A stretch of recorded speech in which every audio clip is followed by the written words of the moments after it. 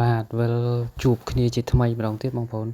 ហើយខ្ញុំនាំអារម្មណ៍ឲ្យបងប្អូនមើលពពែនេះមកក្បាលបងប្អូនវាស្លឹកឧយ៉ាស់ក៏ស៊ីហើយសបកឧយ៉ាស់នោះក៏ស៊ីហើយរួមបកែហើយចរិតរបស់សត្វពពែបងប្អូនគឺវាឲ្យចូលចិត្តស៊ីស្មៅនៅដីឯភាគច្រើនណាតតែអស់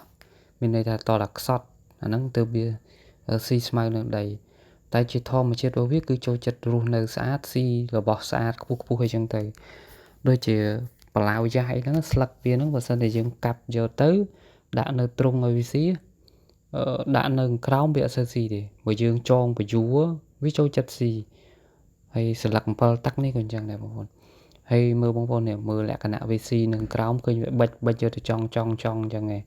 វាខុសពីសត្វគោគឺបួងយកដល់ដីហ្មងតែសត្វពពែគឺ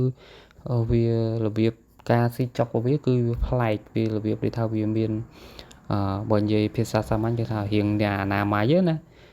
វាកម្រស៊ីដល់ដីវាបាច់យកទៅចង់ឯស្លឹកហើយវាចូលចិត្តជារកវាចូលចិត្តប្រតេងបតោងស៊ីខ្ពស់ចឹងទៅហើយកន្លែងដេកនឹងទៀតសោតក៏អញ្ចឹងដែរបងប្អូនយើងអត់អាចដេកត្រាំត្រឹបលើផុកលេដូចគោទេអត់បានទេនេះគឺរកកន្លែងស្អាតទ្រុងខ្ពស់អញ្ចឹងណាបងប្អូនវាអត់ចេះរស់នៅកកិច្ចទេហើយខ្លួនវាគឺស្អាតវាអត់មានប្រឡាក់លីមួកដូចគោក៏ភីងនៅតាគៀទេអត់ទេគឺស្អាតអញ្ចឹងយើងសម្គាល់មើលថាចរិតរបស់ពពែគឺវារស់នៅបែបស្អាតស៊ីបែបស្អាតអញ្ចឹងទៅបងប្អូនអញ្ចឹងនេះជាសកម្មភាពដែលខ្ញុំតែងតែមកខ្វៀលហើយខ្ញុំចេះតែលួចសម្គាល់នៃអត្តចរិតពពែបងប្អូនអញ្ចឹងគឺវាប្លែកអញ្ចឹងវាខុសពីសត្វដទៃបងប្អូនហ្នឹងហើយ